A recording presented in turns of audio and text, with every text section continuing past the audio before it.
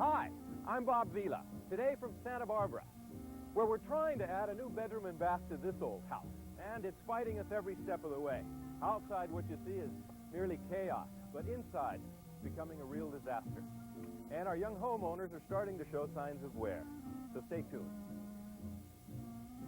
This old house is made possible by Weyerhaeuser, providers of building materials, services, and other products that help Americans live better at the same address.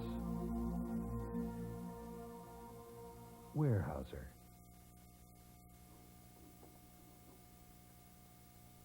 Okay, Norm, here we go. 1/4-inch bandsaw, Great. blade, and the new power planer. Oh, let's take a look at that. Oh, beautiful. Nice tool. It has 2 cutters in here that turn at a very high speed, and what it allows me to do is to use it to actually surface plane. I can make joints come out even when pieces come together, or I can use it on a bevel to chamfer the edges of timbers. Right.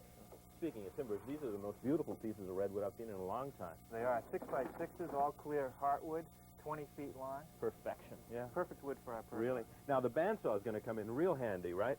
That's right. We're going to use that to sculpt the ends of some of the timbers on the pergola, and this is the perfect tool for the job. Actually be able to kind of do a scroll cut on it. That's right. Yeah. Let's take a look at this blueprint, because, you know, a pergola is not something we see back east too often. It's basically a timber framework that will shade this part of the house as well as providing support for a vine. That's right. And it's going to run from about the center line of the house back to about 6 feet beyond this back wall right here. Yeah. And it'll be all those redwood timbers. And I'd like to use some of the joinery that we saw at the Classic Green and Greenhouse in Pasadena. Right, yeah. You're going to really have an opportunity to do some craftsman tricks with this one. Right. And it'll certainly be a vast improvement over that aluminum canopy, don't you think? Definitely. Yeah. Hey, they've got one wall up, but, you know, we've been gone for a week that we went Right. back east, and now we're back. I expected to see the whole frame all completed. Yeah, well, they had some problems. You know, when we left, they were jacking and still shoring up this foundation, and then, of course, they had to go around almost the entire foundation and dig down by hand so that they could get 18 inches below grade, form this part above grade up, pour all this concrete, put down new sills, and build these triple walls. Yeah. That went pretty good. But then they went to let the house down, and that's when they really started to have problems. Oh, really? What happened? Well, you would think it would just come down, no problem at all. But, in fact, part of the house got hung up on that chimney right off the kitchen. Oh, no kidding. Remember, we knocked the top of it off, and as they started to let it down, the framing got hung up on it, so they had to tear down a wall, I hear you. rip out the chimney, a lot of extra work. What's the insulation doing here already? Well, this is the problem. We've got a lot of materials on the job. We don't really need it, but it was delivered, so you got to store it. Yeah. And we've got insulation and plywood, and I believe there's a shipment of asphalt shingles coming. So there's a lot of things here, and that's a problem with a small site because it's a postage size that's lot. right. You have to move vehicles around all the time and even move materials to get the work done. Yeah. You know, this house is appreciated into a $250,000 house in its 60 or 70-year life. What do you think of the frame itself? Well, you know, we thought we had problems with the frame down in the basement when we looked at it for the first time in the foundation. But now what's interesting is we're seeing that this house, in fact, is really just a skeleton of framework. Right above the door, you see, that's not sheathing, that's a 2x4. Oh, you're kidding. You mean there's no sheathing at all? There's no sheathing at all, no plywood. Of course, they didn't have plywood back then, but no boards. And this beveled siding is right on the studs. And to make it even simpler, they just apply the trim right over the siding. So up there, you can see where the paint line is. Water could easily run down behind that. But it never did. Well, that's because they had a roof overhang. Now there's going to be a deck up there which will protect it somewhat, but I would still want to put a piece of flashing in there to keep the water from running inside. Absolutely. We'll have to make modifications like that. Have you looked inside yet? Yeah, I went inside a little while ago, and I think you're going to be surprised at what you see. Are the homeowners in there? Yeah, I think they could use a little encouragement and maybe some spare pocket change if you have any. That bad? That All right, bad. I'll check back with you in a while. Okay.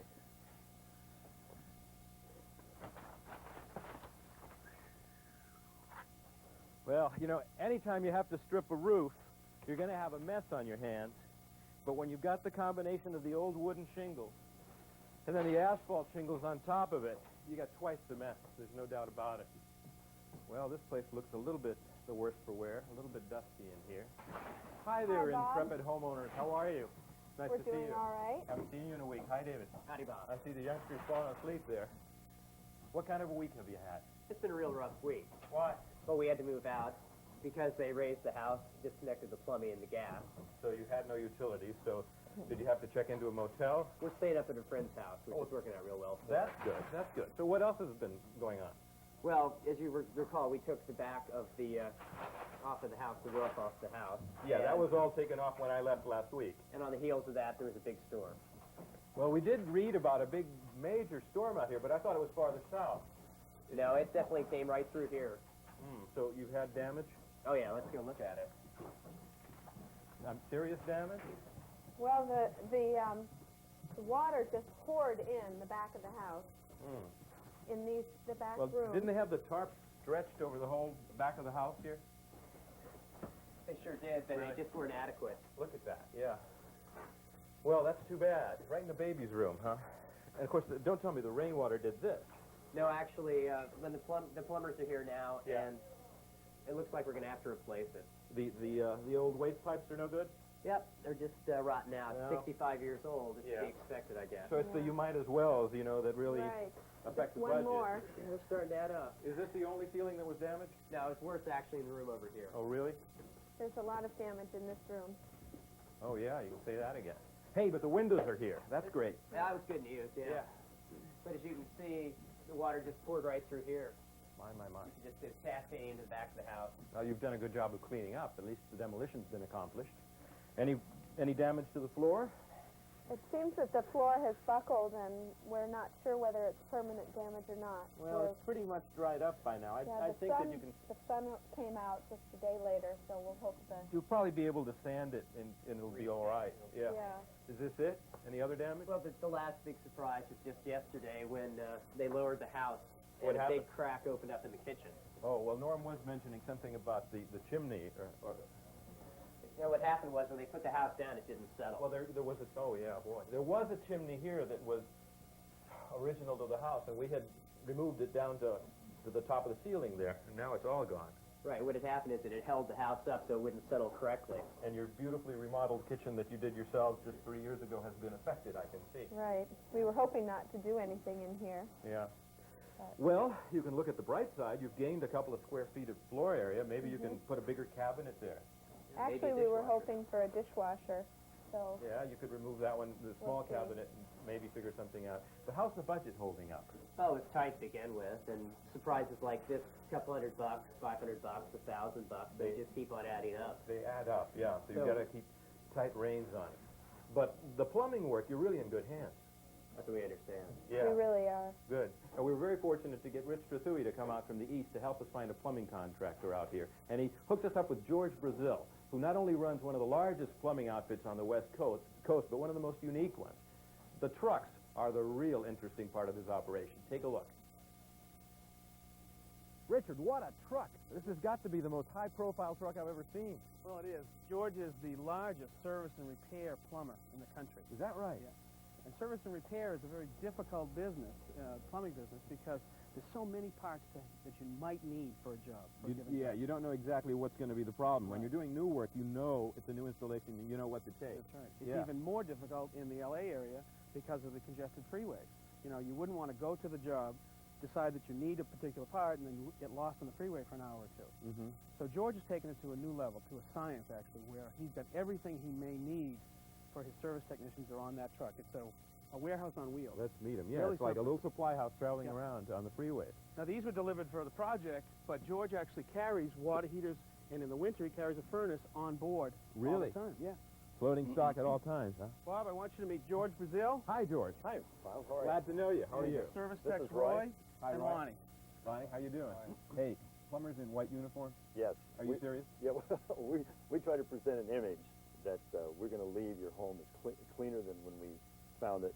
It's something that is passed on from dear old mom. Yeah, well, that's a very admirable attitude. And I love to see the brooms and stuff on the truck. Yeah. Why don't you give us an idea, a little tour of the truck, and tell us what's on it? Well, number one, the truck is all built out of aluminum, with the exception of the inside of these doors. This is all stainless steel line and bracketed. And of course, again, tying in with the cleanliness, we have the three brooms or the dustpan. We have the wet and dry vacuum cleaner.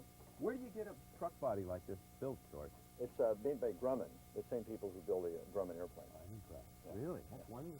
And of course, we carry a large assortment of pipe that we can handle just about any repair or small remodeling job. And of course, I'm very proud of this bumper because again, it ties in with the cleanliness, but it's graded so that the dirt from your shoes fall through. We also have a socketed trailer hitch so that we can reverse it and keep from hitting your knees on it. You've given this lots of thought. Yes, haven't you? about 25 years. Now, what about this door over here? Yes, again, the stainless steel line with all the different tools. I thought this was really only for homeowners and do-it-yourselfers. Well, professionals carry those I around? will admit that once in a great while we can do a quick fix with that. But alongside of that, we also carry our mainline cable here. And Now, that's steel cable, isn't it? that's the stuff correct. that you just kind of power... yeah, we have a power vise that runs this. And we have this winch over here that can be used as a boom So would you hook this onto this cable? and hooks onto, And lifts it right off and booms it out. boom. So and put it on your dolly so you don't have to hurt your back. you got it. Gotcha, And then, yeah. then we have, on all trucks, we have these back braces, which helps with bad back. Yes. Plumbers are notoriously known for having bad backs. What's this yellow tool? Well, this here is a probe, and it's made out of fiberglass, and some people wonder why that is, and of course that's so that in case you hit an electrical conduit or wire that you wouldn't shock the person. But you use the probe to find buried pipe. Yes, sewers, water lines. Buried and so forth. treasure or whatever. Yeah. Now, get in there and give us a little bit of a tour of... I mean, I've never seen so many neat-looking bins in a truck. Pull one out and let us look at it. Okay, well, the L stand for the left-hand side, obviously, and the Well, right. pull out L19 there. Okay. They just hang like that. Yeah, they just hang like that, and it's great Can you for bring it down inventory. so we can look in it? My. How do you know what to carry in here? Well, our computer readout shows that this is the optimum quantity to carry in this particular fitting, which is a 3/4 T. And This is a 3/4 T. 3/4 And copper. so there's even a picture of it on the label there That's so that correct. I know where to go for it. That's right. What's all this other information on the label? Well, you have the quantity, obviously the picture, you have the quantity and the description, and the product number. And the product number also serves as two purposes. It also tells you where it's located in this drawer. Right. The last two numbers will tell you the actual opening. But does that mean that the plumber has to memorize all these little bins? There must be 100 of them in there. Well, yeah, there's 71 trays, and there's 710 openings. You've got to have a card catalog or something, that's right? correct. Really? We do. You know, the average plumber has probably got all these fittings steeped in one 5-gallon jelly bucket. This is Coffee what- cans, And you Richard, don't, right? and you don't know whether you got what Yeah. you need. Let's put it back. Let's take a look at some other tools that you carry in. Well, here's some tools that we're proud of. Again, tying with the fiberglass, your pick. We have quite an extensive array of digging equipment. Do you have to do a lot of digging out here? Oh, yes. Yes, a lot of digging. Water services and Yeah, stuff? we don't But have... everything's shallow out here. You don't have to worry about That's correct. We don't use the backhoes as much as you would back east. Why is everything fiberglass? Well, and it has two purposes. One of them is safety, and the other is that they last twice, three times as look long. at this. Yeah, and that's I like it. this is a digging bar. Yeah. Again, it's fiberglass handle, and again, this is more apt to hit electrical wiring, and so again, you have the safety. Yeah, because you can have underground cables laid down anywhere, right? And this is my favorite tool Yes, of course. for The busting persuader. up, for breaking concrete, and then for hard collectible bills. The persuader. Well, so you carry all sorts of fittings. What about fixtures? Well,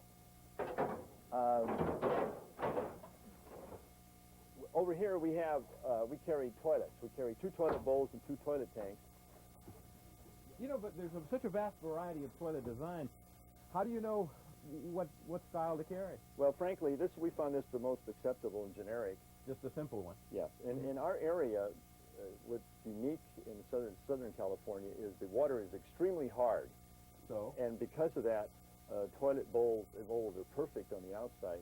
The orifices plug up because of the hard water, and the only way to solve that is to replace the bowl. Really? That's a problem we don't have back east. Hey, come on outside and let's take a closer look at this truck of yours. I was saying a minute ago that it really is like a traveling billboard, isn't it? Yes, it is. That was one of the purposes of the truck. Uh-huh. And this material here actually glows at night. When the lights hit it, it just lights up. The same thing. It's made of the same material as the stop sign. So not only have you got your own supply house, you've got your own advertising campaign rolling all over Southern That's correct. California. Yes, it was fairly memorable. we hope. What's all the pipe here? Is that for our job? Yes, it is. And I want to mention this here. We have stainless steel cable winched on and around this pipe to hold it down so it can't come off. Yeah. Because my concern is, of course, is the pipe could slide forward on a sudden stop. Yeah, that could be a safety problem, but isn't it kind of a hassle for the driver of the truck? Yes, He that's can't get deliberate. out. Yes, It's that's deliberate? Yes. The purpose of this is we don't want to carry this pipe any longer, and he absolutely has to. So Uh-huh. this motivates him to get it off of the side of the truck, and he can visually see it when he's backing or going forward. Awesome. And notice we also have this winched on the front side as well, so it's double secured. And this is these horns are portable, so they slide back when not in use, as well as the horns in the back, they fold back. And of course we have the bumper guard that protects the truck in the front. Marvelous. George, anybody who has given this much thought to their business and their truck and their trade, I'm impressed, and I'm glad you're going to be taking care of our little bungalow. Thanks a lot. Appreciate it. Thanks, John.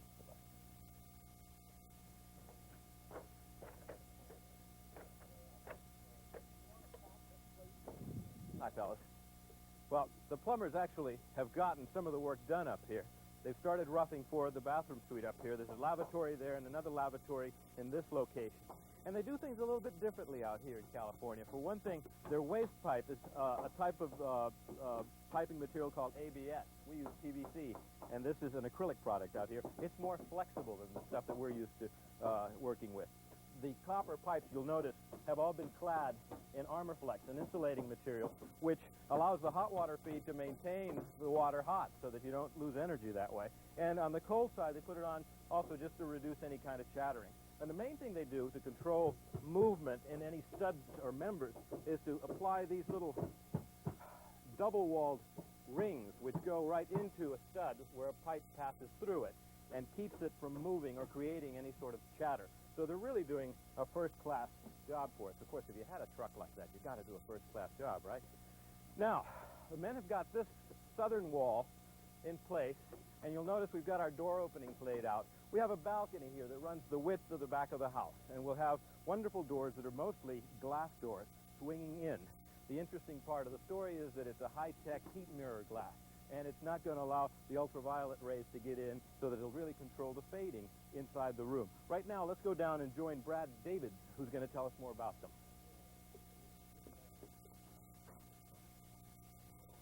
Hi, Brad. Hi, Bob. Good to see you. You too. Now, you're a glazing expert, right? You know all there is to know about window glass. Right. What's wrong with just using plain old glass here in Southern California? Well, here in Southern California, the problem is sun. And too much sun creates big air conditioning problems. It creates problems with the fading of furniture and carpets and drapes. So traditionally, how have they handled that problem? Well, traditionally, Bob, they use glass like this. This is a dark tinted glass. Now, it blocks heat and it blocks some of the ultraviolet rays, but it also blocks the light. Yeah. Actually, it's like running around inside the house wearing your sunglasses all the time. That's right. Yeah. Another alternative might be reflective glass. You see this on a lot of high-rise buildings. Glass like this reflects light and heat away. And it gives it a very glitzy kind not, of look. Not We don't probably really want that in a appropriate for a residential house. situation. So what's the latest technology? Well, the latest technology is a product called Heat Mirror. Let me show you a cutaway section here. Heat mirror glass, or the heat mirror system, consists of a very thin plastic film suspended halfway between the two panes of glass. I see.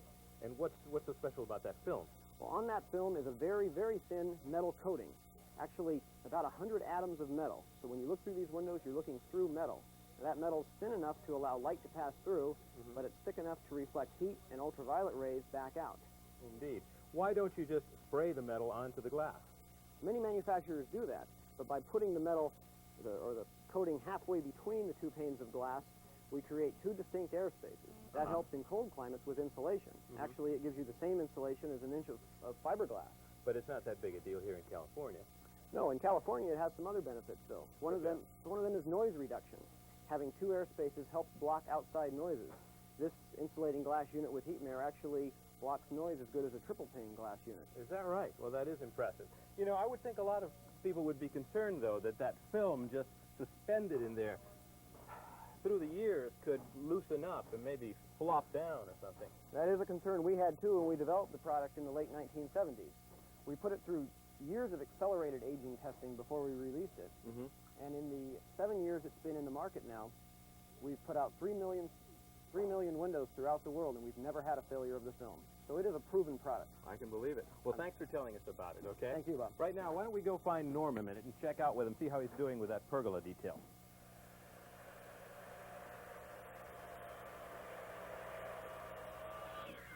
Hey, Norm, you're pretty far along here. Yeah, they're coming along. Now, these are the vertical pieces, right? Right, these are the columns for the pergola, and I need to make 6 of these. And what I'm doing is I'm using mortise and tenon joints so that all the pieces will fit together with really hardly any fasteners at all. This is the tenon. This is the tenon, 2 inches high and 2 inches square. Mm-hmm. And what I've done is I've already laid it out on this piece all the way around the perimeter and then on the top. And the first thing I'll do is make the cuts around the edge. All right. Now, something that I like to do is use this square to help me make nice straight cuts.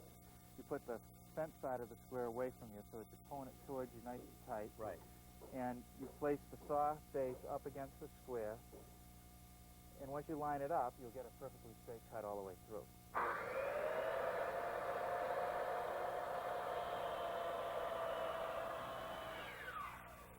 Let me help you turn it here.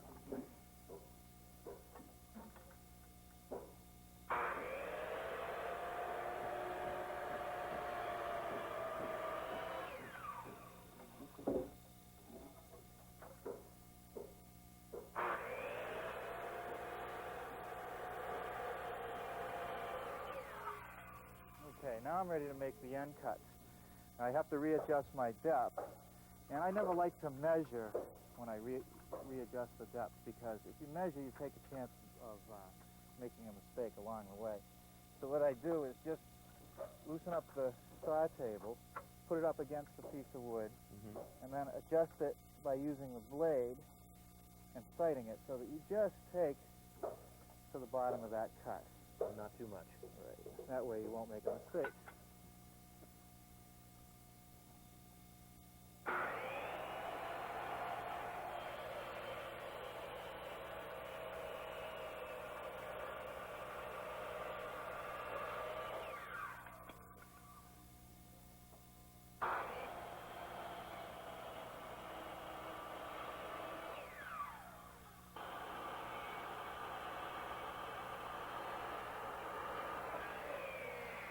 Well, you sure make it look easy, Norm. Okay, now the next thing to do is to just knock off these edges. And to do the top of the tenon, I'll just use a block plane. Now, why aren't you leaving it just perfectly square like that? Well, because when I go to fit it into my other pieces, if I had a square edge there, it would be a little harder to flip them together. Sure. This way, by knocking off the corners, it's much easier. Okay, now we also want to knock the corners off along the edges so that it's a little bit easier to assemble. And to do that, we just use a chisel and just shave off a little bit of the corner. Doesn't have to be real fancy because you're not going to see this tenon actually when it's all assembled. Okay. Now the next step is to round over the vertical edges of the column. And to do that, I use a router with a 1/2 inch radius rounding over bit, carbide tip, and it really takes no time just to run them through. To take the edge off, right.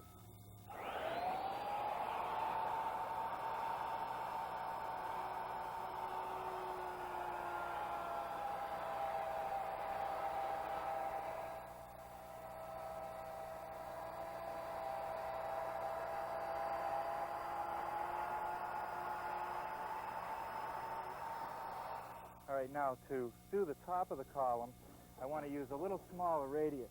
And for that, I'm using a 3/8 inch radius bit. And I'm doing that because there's another piece of wood that's going to join to this, and the 1/2 inch radius would be a little bit too big. Okay.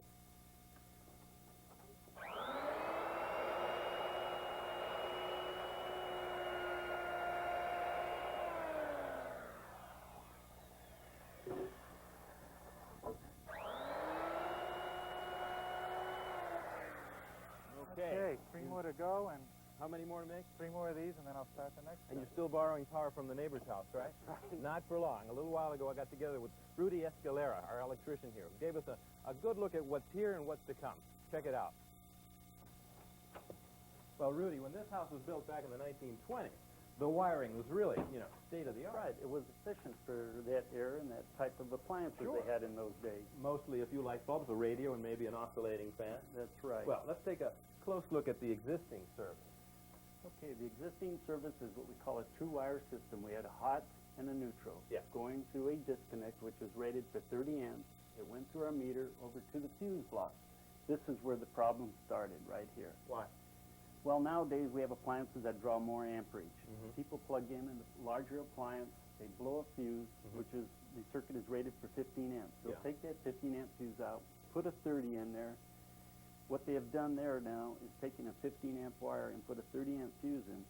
That wire will get hot, it Yeah. will burn the insulation off, and you have a potential fire hazard. Well, why not solve that by just adding more fuses? Adding more fuses, you're just adding to the problem because you don't have that third wire, the ground wire. What do you mean? Here's an example right here. Take this appliance plugged into a two-wire system like they had in those days. Yeah. What you have here is if the hot wire was to come in contact with the metal part of the appliance, you have a potential hazard here. That being, if the homeowner was standing here and they happened to touch the sink, a faucet on the sink, and touch the metal part, you have a potential hazard by somebody getting hurt, electrocuted, Yeah. or, severe injury. So, we're replacing this two-wire system with a three-wire system, right? That's right. And now we'll be looking at circuit breakers. All right, what happens with a three-wire system is that the metal part of the appliance becomes grounded now. And if the hot wire was to touch that, it would automatically short what we call a circuit breaker out here. This is our circuit breaker, which we now replace the fuses with. This is rated for 15 amps. Yeah. Let's say it was a 15 amp circuit. If the homeowner put more than a 15 amp load, that this would automatically trip out. And it automatically shut off the power. That's exactly right, and it would kill the potential hazard Yeah. by tripping this breaker out. Terrific. Listen, when a homeowner with a house like this contemplates updating, what should they think about spending?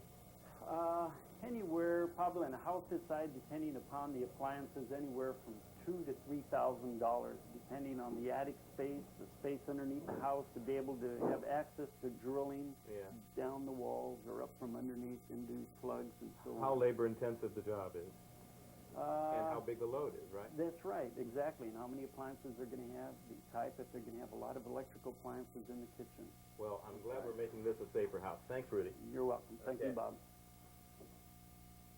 That's it for today. Next week, we'll be tackling the shingles up on the roof, and we'll be showing you a remarkable new wall finish that's going to hide a lot of the cracks that have occurred in there. We'll also be going to San Simeon, the legendary William Randolph Hearst Castle, not far from here. Till then, I'm Bob Vila for This Old House.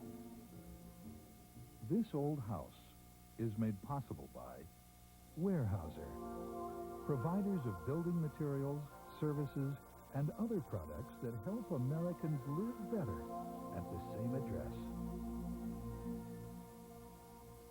Weyerhaeuser.